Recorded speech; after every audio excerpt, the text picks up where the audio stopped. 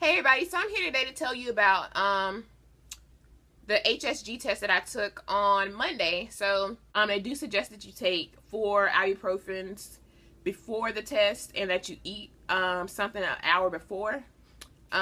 Did cost around $1,100. I think it was $1,100. Pretty sure it was $1,100 because we had to pay like $300 out of pocket. That was the discount rate, $300 out of pocket. Or we could have paid like $400, like close to $500 on a payment plan. So we just decided to pay $300. But the good thing with our insurance, well, my insurance covers the testing. So that's always a good thing. And I know a lot of people struggle with that because a lot of insurance companies do not cover fertility testing, which is odd because it's a real thing and it should be covered. You shouldn't have to buy extra insurance to be able to figure out what's going on with you. So anyway, my appointment was scheduled for 7:30 in the morning. So I got off work and I went home and changed and went straight over there to the medical mall.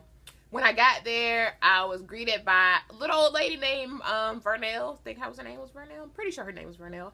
But I kept looking at this lady and I was like, man, this lady looks familiar. And so we get in the room and she sees Jason's Sigma shirt. And she was like, what fraternity, what sorority are y'all in? And I was like, well, ma'am, he's a Sigma and I'm a Zeta. And she was like, well, my daughter's a Zeta. And I was like, is your daughter Brittany? She was like, yeah. And I was like, oh, I know her. That's my soror. But even she told me about the whole entire procedure. She was just like trying to comfort me and trying to prepare me for what was about to happen. But, you know, she was really, really nice. So I appreciated all her hard work. And she kept giving me all the warm blankets, wanted me to keep warm and stuff up in there. So anyway, you get in the room. The room is super duper small at the facility that I went to. Like barely, 3 people could barely fit in there, seriously. Like Jason was like scrunched up in a little corner, barely could see anything. So you get in there, they tell you to undress from the waist down, you put on the gown, you lay on the table. My doctor was doing a procedure first, and then he came over to do mine about like 10 minutes after I had been laying on the table. So you lay on the table, the doctor tells you to bust it wide open. Not bust it wide, he didn't tell you to bust it wide open, but he's like, relax your knees, so that's like code for open it wide. So anyway, he does his little thing down there, whatever he be doing, and he starts putting his little contraption together, and all you hear is like metal on metal on metal, and it sounds really weird when you're laying there and you can't see anything, but you know, it is what it is. So he puts the speculum in and he opens me up and he checks whatever he's gonna check in there, and then he's like, you're about to feel a little pinch. And he was like, just relax, you're about to feel a little pinch.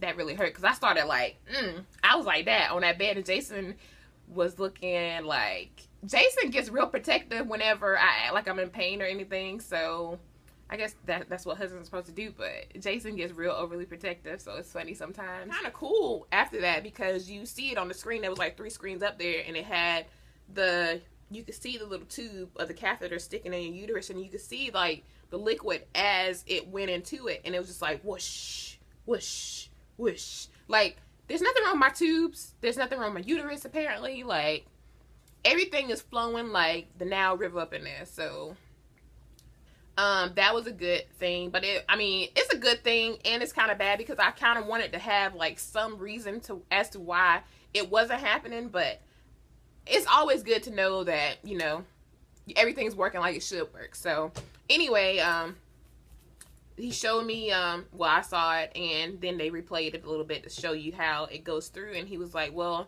there's nothing wrong with your tubes. Your uterus looks fine. You can carry children. So just take the ovulation kit after this and call me whenever you get a positive.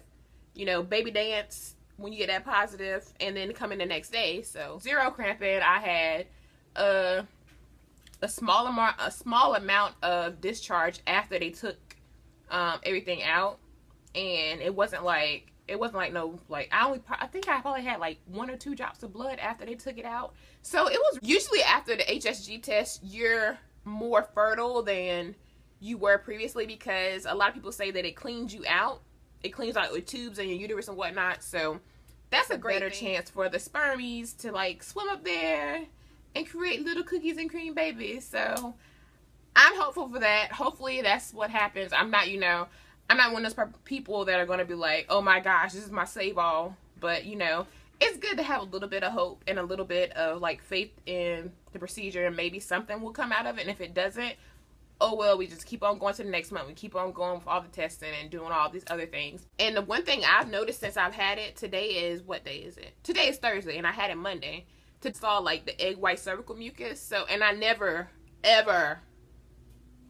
see it. I haven't seen it in like years. So, because I've been on birth control for so long, and I've only been off of birth control for about a year and a half now. So, I'm not used to seeing anything at all. So, but anyway, today I noticed it, and it was like real. It was like the kind of sticky one. Like that's what you're supposed to look for. That means you're fertile. You know, your egg's about to drop. And I was really, really happy. Like I said, guys, I'm going to take y'all through the process as far as I can go. You know, some things I'm not going to share, but most of the things I'm going to try to tell you about and help you about, because I know a lot of people don't really talk about these things, and a lot of people from our community don't really share these issues with other people. So hopefully y'all enjoy the video, and I'll see you later.